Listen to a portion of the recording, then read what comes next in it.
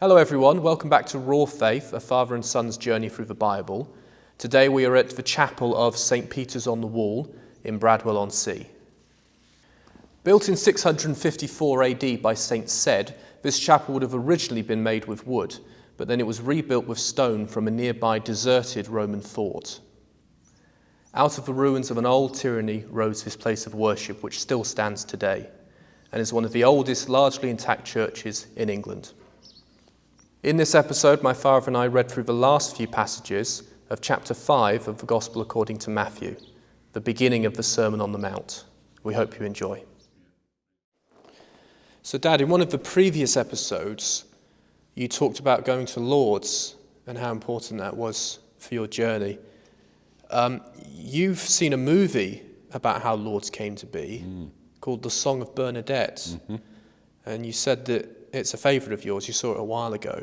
But I just thought it'd be worth talking about it because often art is a great place to explore great ideas and religion. And I mean, you just have to look at Rome and the Vatican to see the paintings. But often art can express things in a different way. So what was it about the movie that you liked so much? I quite liked the movie before I even went to Lourdes. I remember when we were going to Lourdes, my brother, Mike, he's Roman Catholic, and it was him that was driving the visit to Lourdes more than me. And I just went along sort of for the fun of going to France because I love France. And before we went, he said, I'm going to give you the book of St. Bernadette of Lourdes, the apparition that she saw and how Lourdes turned into what it was. So I read the book, which was quite interesting because not only is it a story of just a young girl seeing a vision of the Virgin Mary talking to her, but it's also the story of the politics of the time how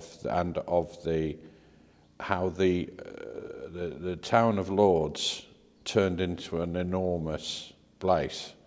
A pilgrimage of massive proportions worldwide, and how certain members of the town council loved the idea of the miracle, whether or not it was true or not, and others hated it. How the church, the French church, was stuck into political turmoil. The police, how they got involved and no problems. You know, it was a fascinating story of more than just a child seeing an apparition.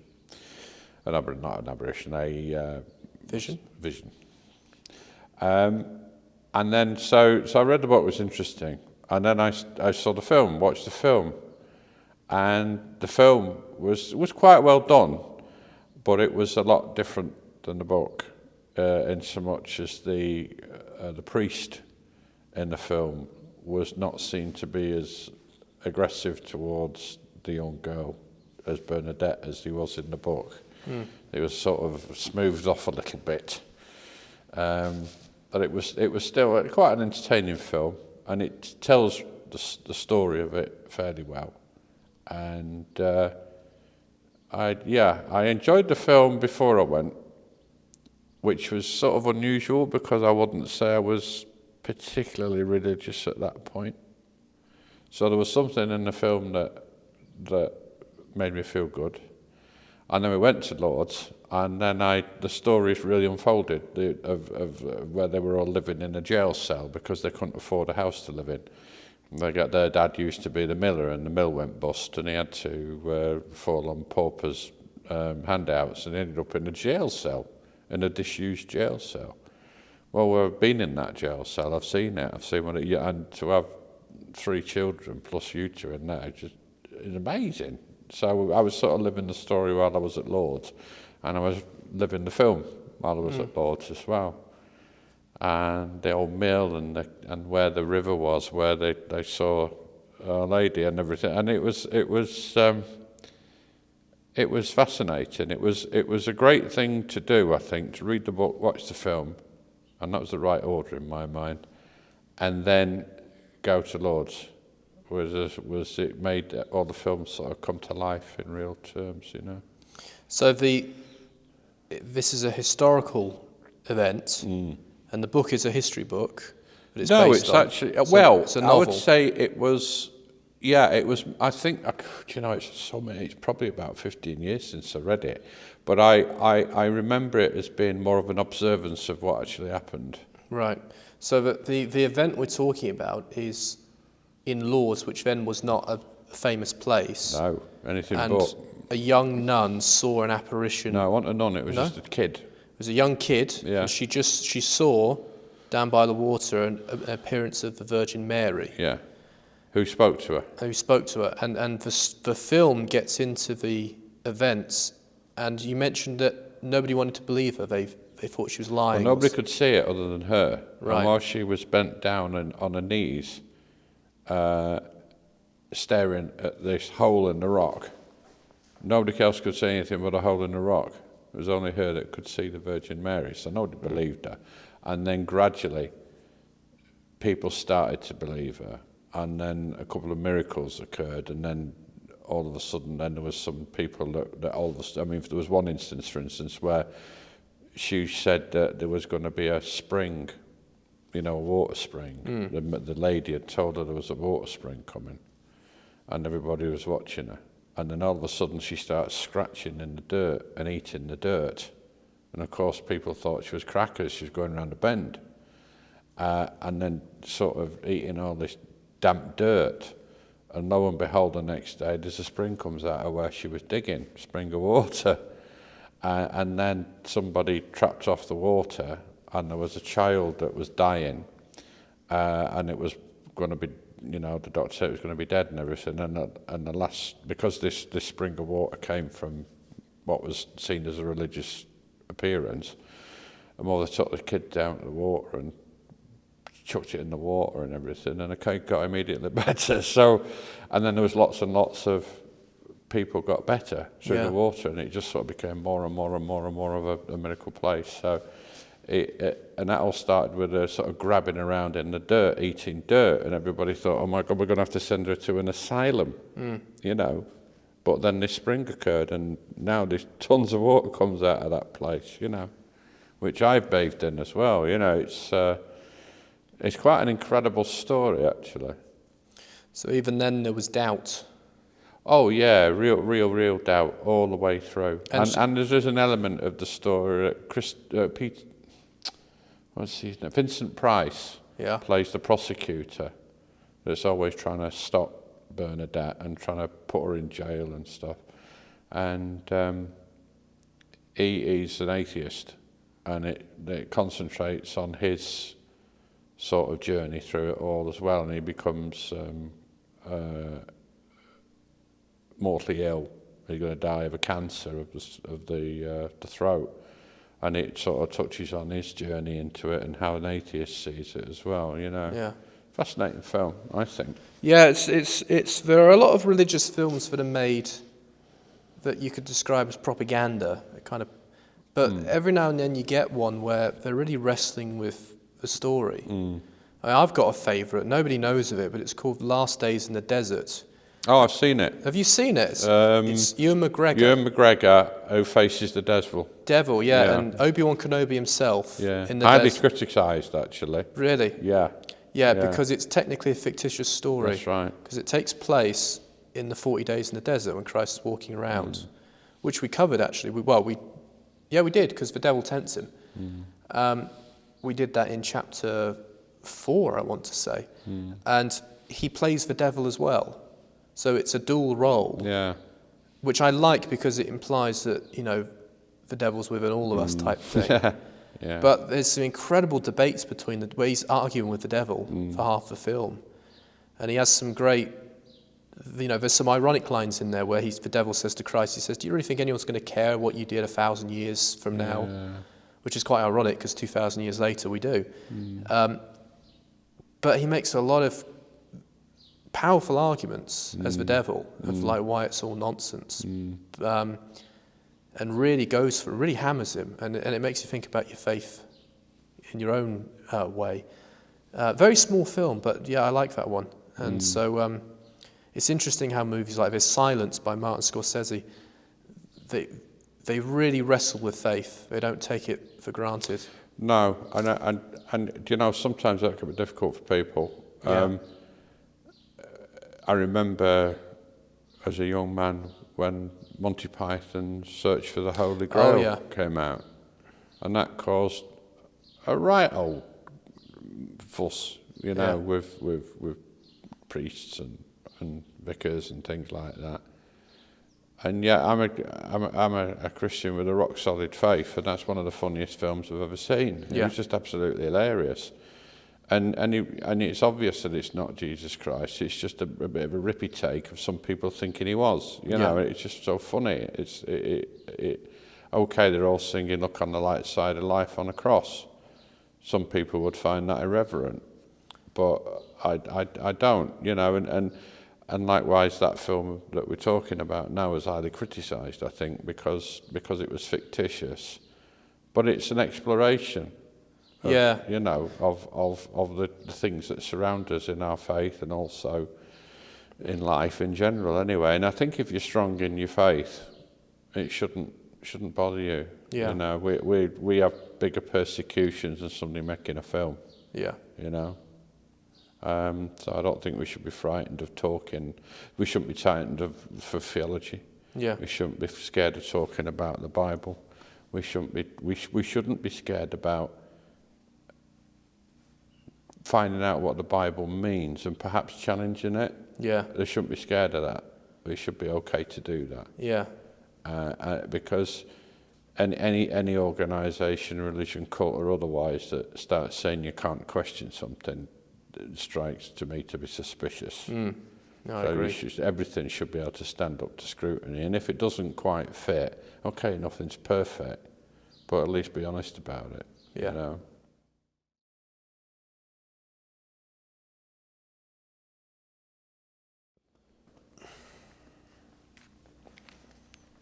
Again, you have heard that it was said to those of ancient times, "You shall not swear falsely, but carry out the vows that you have made to the Lord." But I say to you, do not swear at all, either by heaven, for it is the throne of God, or by the earth, for it is the footstool, or by Jerusalem, for it is the city of the great King. And do not swear by your head, for you cannot make one hair white or black. Let your word be yes, yes, or no, no. Anything more than this comes from the evil one.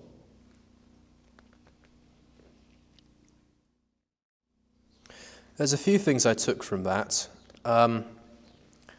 This might be wrong, but it's what I read from it. One was, don't swear by heaven or the throne of God or by Jerusalem.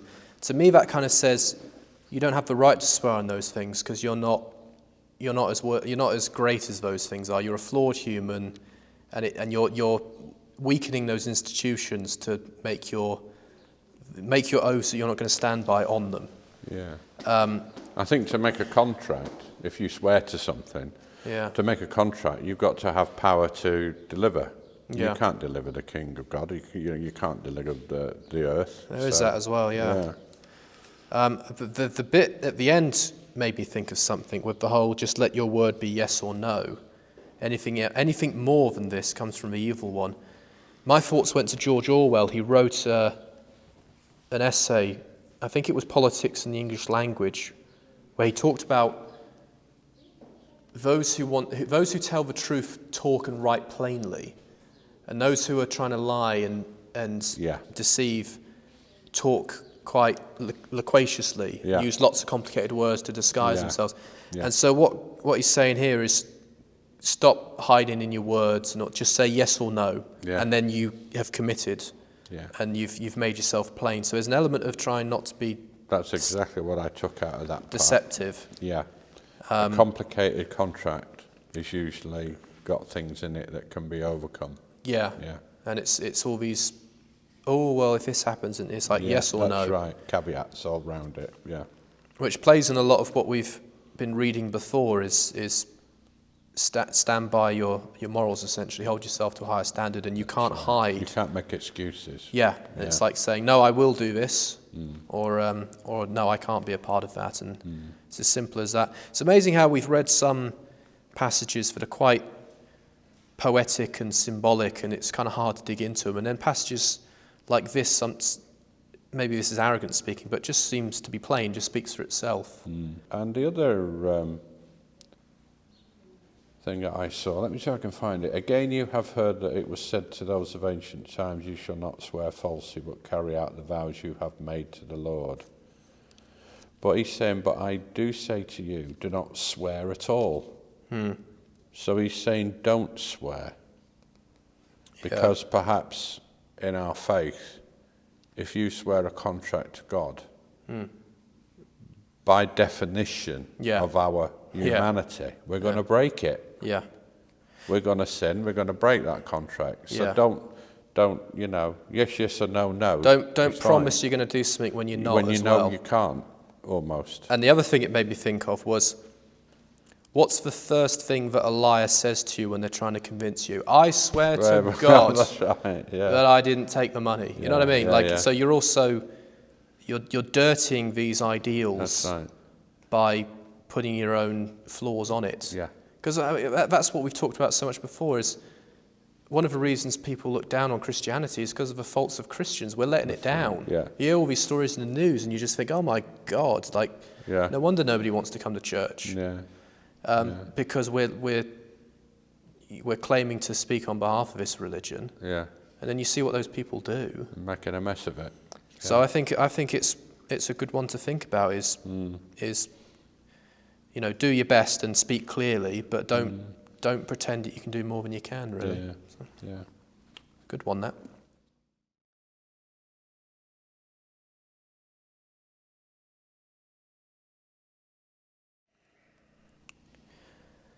You have heard that it was said, an eye for an eye and a tooth for a tooth.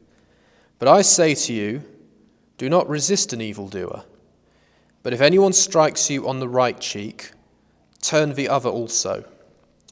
And if anyone wants to sue you and take your coat, give your cloak as well. And if anyone forces you to go 1 mile, go also the 2nd mile. Give to everyone who begs from you, and do not refuse anyone who wants to borrow from you.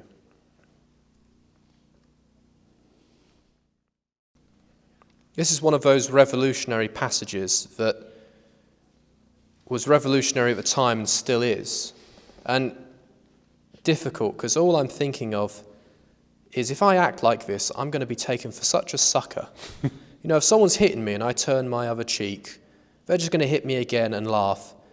And if I just give away all my possessions to people are just going to come to take advantage of you. The parasites are going to come out, and the psychopaths, and give to everyone who begs from you, and everyone that wants to borrow from you, even if you know that they're a shady person. It's the complete opposite of common worldly sense.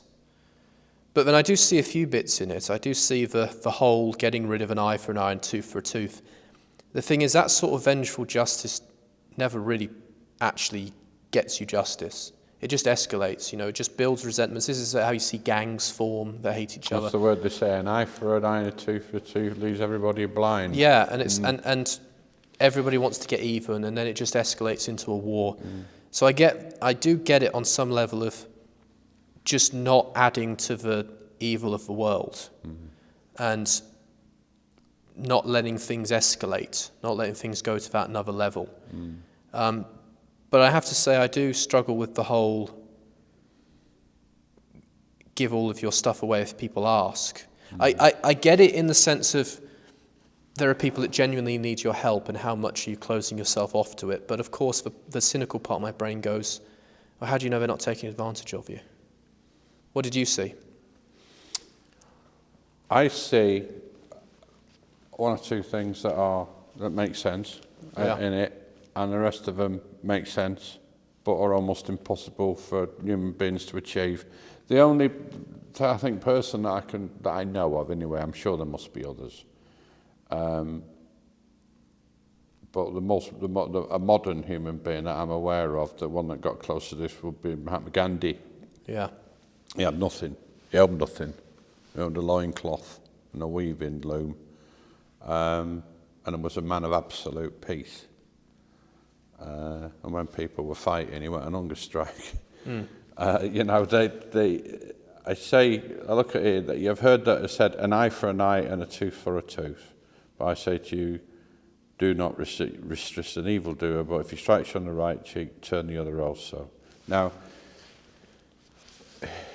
yeah, you might get another strike, but there's also the argument that it defeats the person that's striking you, because it's like punching a feather pillow. They get nothing from it. And it stops the violence, because the perpetrator of the violence doesn't see any benefit. Yeah. And yeah, you could argue that the violent person could kill you, but then it makes it less unlikely that it'll do the same to the next person, because people that throw violence at each other usually expect a violent return that feeds their subsequent increased violence. So there is an argument. I mean, it's probably these things are the most difficult thing to do, particularly for us as men. Yeah. That think about this. Men particularly, because of our breeding, the way we brought up, and our genes and our hormones, are ones for protecting people with force. Yeah. And that's how we've evolved. So it goes contrary to all our instincts to do this. But there is evidence that it actually does work. However, you would have to sacrifice an enormous amount. Yeah. And then we go on to another similar difficult thing, if not harder. If anybody wants to sue you and takes your coat, give them your cloak as well. Okay, so if somebody comes and you've hit the car or something, they sues you for the car, for the damage to the car, you give them your car as well. Yeah. Wow, how does that work? Yeah. What does that do? Is it taking angst away? Is it taking confrontation away? It's completely removing confrontation. Yeah, it is, isn't it? Yeah. In a unilateral way. This is like nuclear unilateral disarmament. Yeah. There's you're an right. argument that the earth will blow up if you do it. Yeah. But yeah, you're meeting people with grace, and you're giving them a chance to be graceful as well. Yeah. And and you're sacrificing yourself, because it might be all of a complete waste of time, and you might end up dead or with absolutely nothing. Give everyone who begs from you. Well, I'm fine with that. That's absolutely fine. I mean, that I ain't got a problem with that at all. But do not refuse anyone who wants to borrow from you. Well, that might not be problematic either, because it doesn't mean you give them everything they want to borrow. But if somebody is desperate for something, you could help them out. that's a good point, yeah. So, that's not like, oh, well, somebody wants 10,000 quid off me and I've got to give it to them. They might ask me for £10,000 and I'll give them a tenner if I can afford it. But if they are in need, and you can tell so they're those in bits are okay. Okay. The other ones, I think, it will all work, but there will be sacrifices. That's great sacrifices. And again, it's when you get to these challenges that God puts on us are very difficult for us, because of the things that we grasp onto in our life, like wealth, and in the case of striking your face, honour, pride, ego. Yeah. These are all things that God says are bad, which they are. They're all pretty bad. And that's how you get rid of them, by turning yourself basically looking like a coward, and sacrificing your ego. Like allowing somebody to be called you a coward and appearing as such. You're not a coward, because it's probably the stronger thing to do. But you're sacrificing your ego, you're sacrificing your pride, and all these are sacrifices to get you closer to God. And these are very difficult sacrifices. A bit like the one where Jesus says it is easier for a rich man to pass through the eye of a needle than it is for... No, a camel. Camel, yeah. It's easier for a camel to pass through the eye of a needle than a rich man to get to heaven. Yeah. Same thing. Yeah. So what happens to all these people? What's a rich man? Well, compare it with a beggar on the street. I'm a rich man. Yeah. Am I going to get to heaven? Ooh. You know, these are all real big challenges. Yeah. And I mean, you know, we can't become perfect, saintly people to get to heaven. We've got to try our best to overcome this stuff, and some of us will get nearer than others. And some of us will give all our wealth away. Some of us will sacrifice everything to do these things. Others will not do that, but do what they are able to do. And that might be because of their ego, their greed that's slowing them down. But at least if they try, they're trying to get nearer the kingdom of heaven, you know? Yeah. Like I say, some people won't give to beggars. We give to beggars, don't we? We do that. And the reason for that is because that's another little... We can get there. Yeah. But if somebody sues me for it in the car, I'm not going to give them my car. That's difficult. Yeah. And with the do not resist an evildoer and the whole eye for an eye bit, Yeah.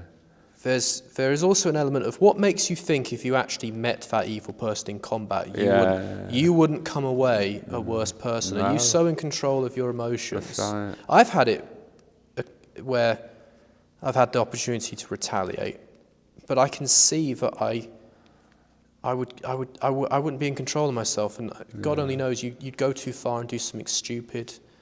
There's extreme examples in cases of manslaughter. People have killed other people just by punching them in the face in a bar fight. That's it, just a punch, and they die from it. Yeah. Also, you can hurt your image in the eyes of people that love you, or you can get innocent people wrapped up in it. Exactly. And these things explode into many different consequences you can't see. Yeah. And although it's really tempting at times to give back what someone's giving to you, it escalates. It doesn't just stop there. You never have the last word. Yeah. And so it's painful, but it's the better way. And you mentioned something really interesting there, where you might be seen as a coward. You know, your wife or girlfriend might want you to beat someone up that was rude to her, and you say, I'm not doing that. And she might think you lesser than that, which is horrible, painful. Hopefully not. Hopefully it's the other way around. But there's that sort of, like you said, that traditional pride view. and the ego.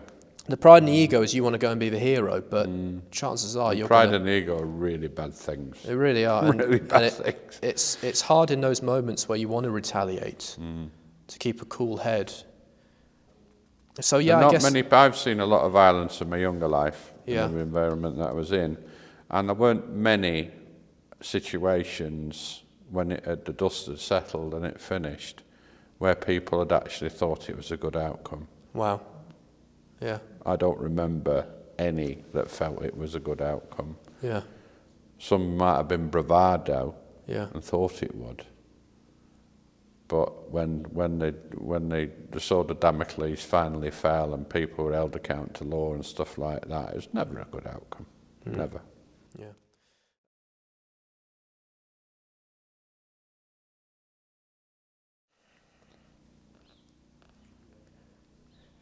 You have heard that it was said, you shall love your neighbour and hate your enemy. But I say to you, love your enemies and pray for those who persecute you, so that you may be children of your Father in heaven. For he makes the sun rise on the evil and on the good, and sends rain on the righteous and on the unrighteous. For if you love those who love you, what reward do you have? Do not even the tax collectors do the same? And if you greet only your brothers and sisters, what more are you doing than others? Do not even the Gentiles do the same? Be perfect, therefore, as your heavenly Father is perfect.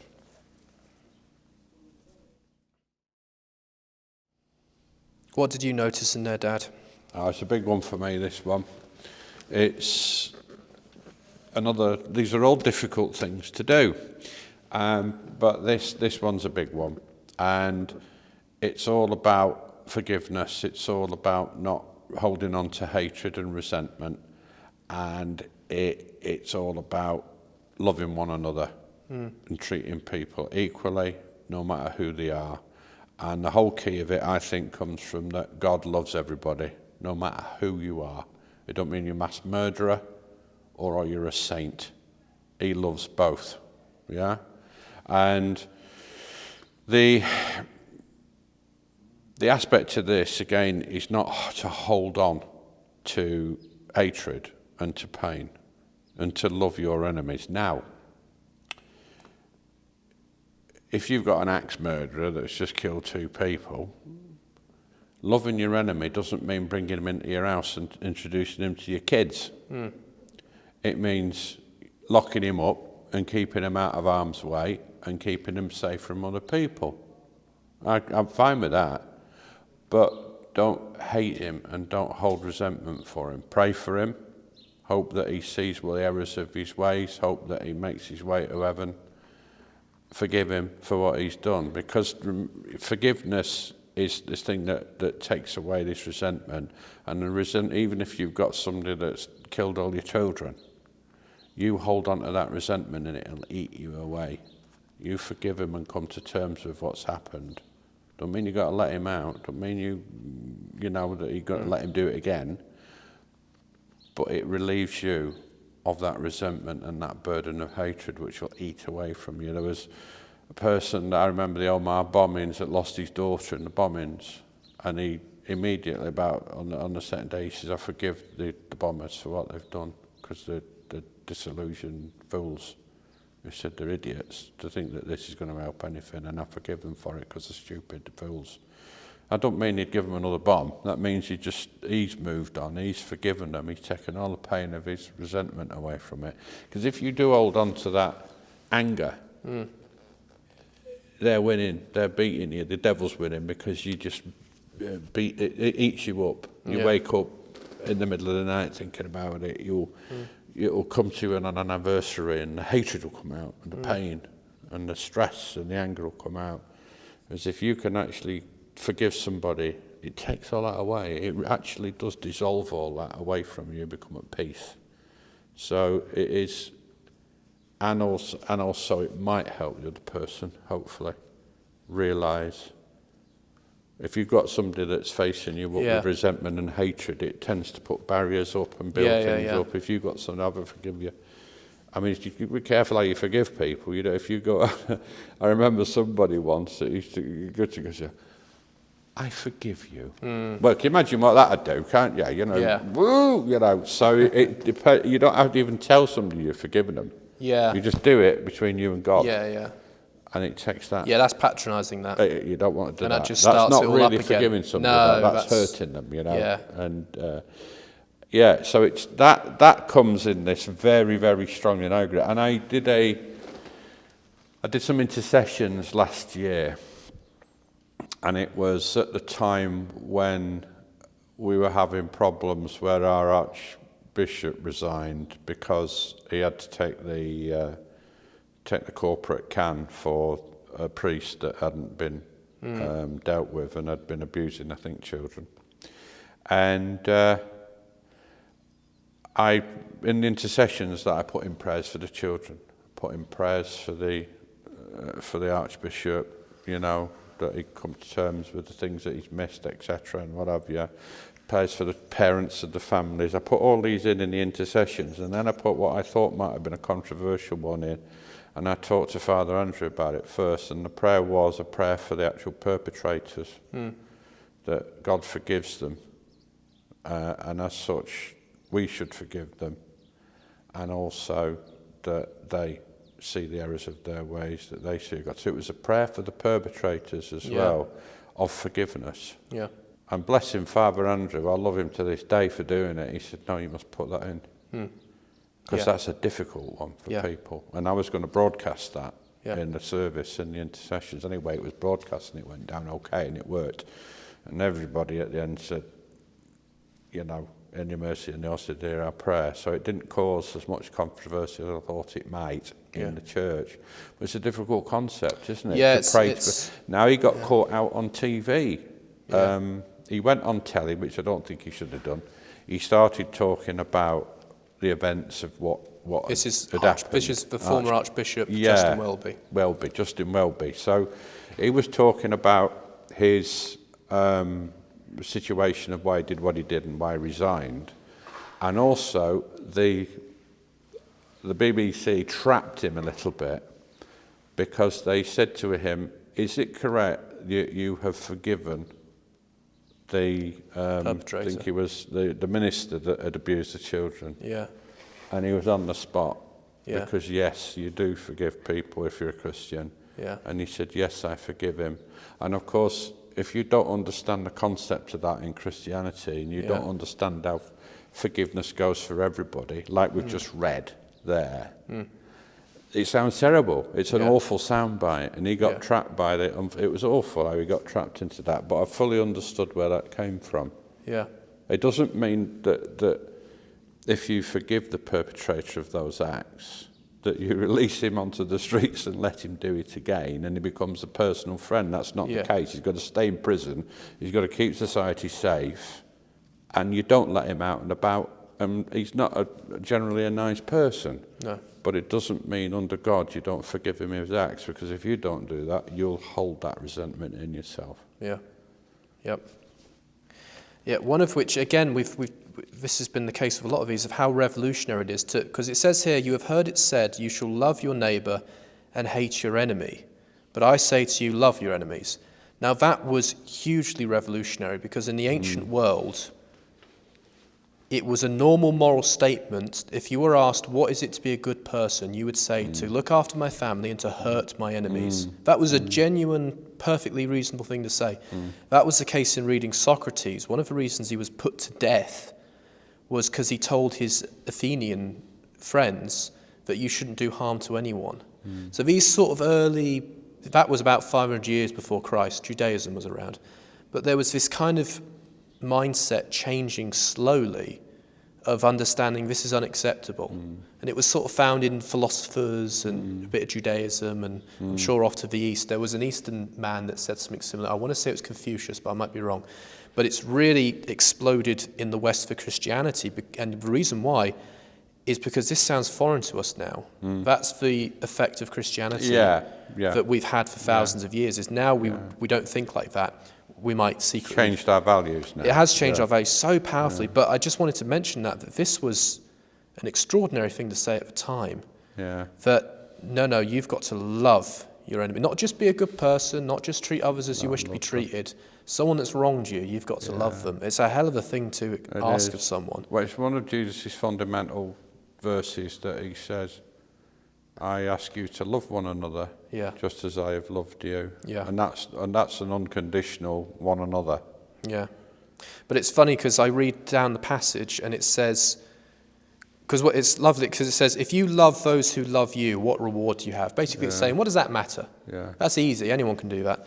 Yeah. And it also says, and if you only greet your brothers and sisters, again, that's easy. Everybody does that. That doesn't make you special. Yeah. But what I did like about that bit was, if you only greet your brothers and sisters, that always reminds me of whenever I go to a wedding or even a church service and nobody greets you. They're all in their little cliques. That's what I mean. Absolutely. It's all little groups and tribes, very human, but so unproductive. And people are made to feel unwelcome. People are made to feel like, that they're not. Churches are worse for that. They really are. So it's so funny that it's one of our fundamental beliefs, and yet we're so bad at it. Yeah, so true. But it's amazing how Christ is able to put his finger on so many human habits of what we're like as broken people. He's the Son of God, he knows this. And all these things that we're naturally going to do, he's saying, no. Yeah. Do better than that. Yeah. So another great passage.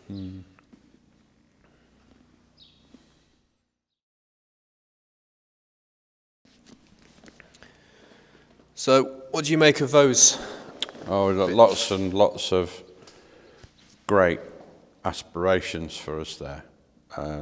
terrific aspirations that if we did that, the world would be a much safer, prosperous and happier place. It's so obvious to see that.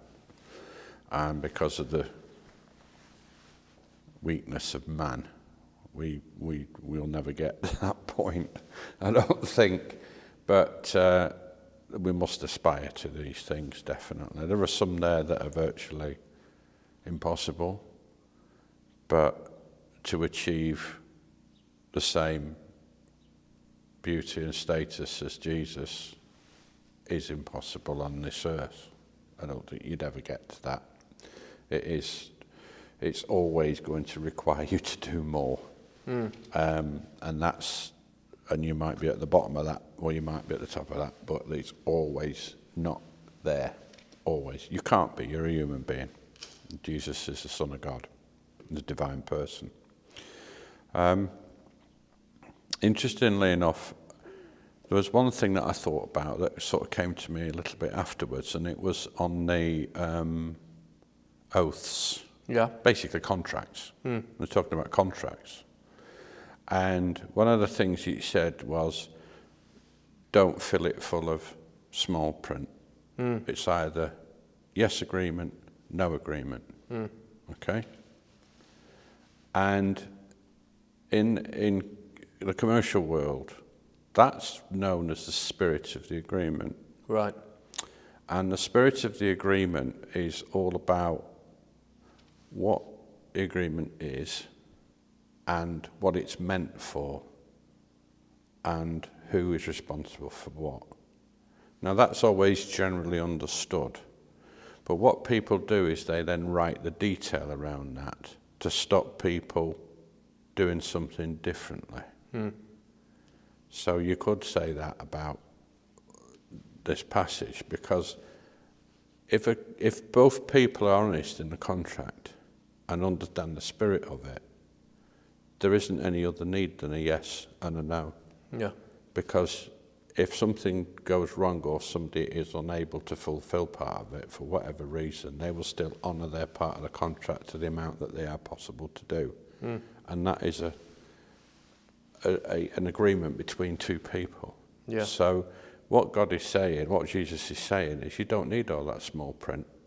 Or the only reason you need all that small print is if you're going to start arguing about stuff. Yeah. Don't.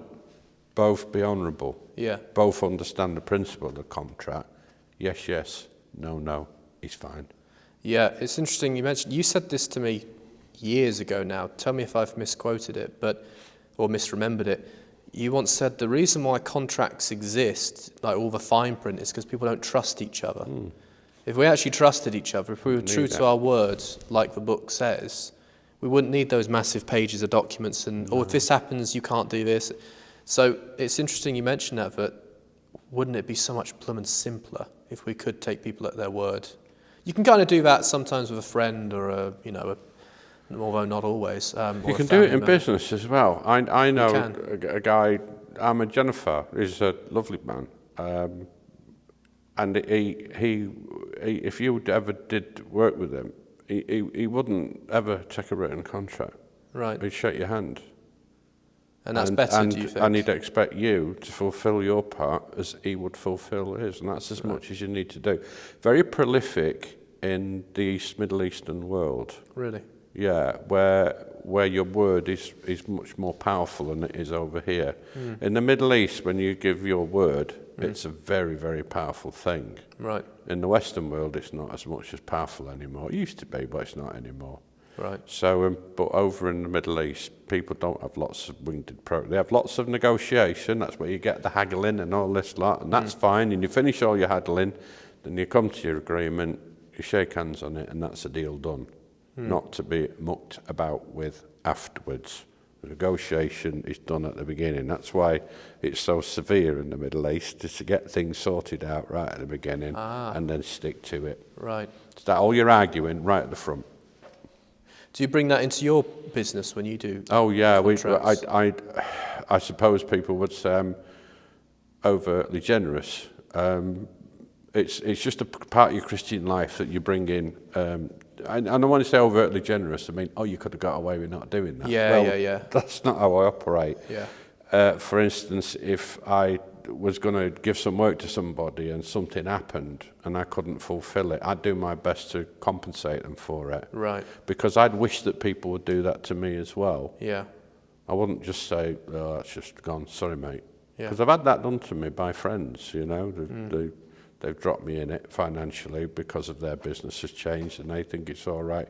Because it's not personal, it's business. Well, I'm sorry, but it's your honour, and it's, well, honour's a bad word. Faith, good faith. Yeah. You know? Not honourable and pride, that's not what it should be. It should be good faith between people. Right. So I'm just interested in how Jesus is saying, forget the fine print. Yes, yes, no, no. And I thought, well, if both sides do that, Yeah. which is meant for both sides, Yeah. that's all you need.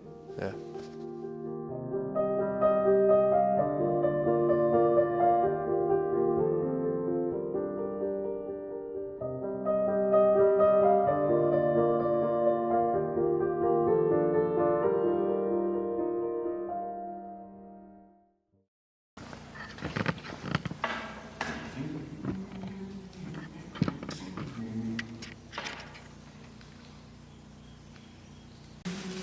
I've got bits of fire on my teeth for you filming.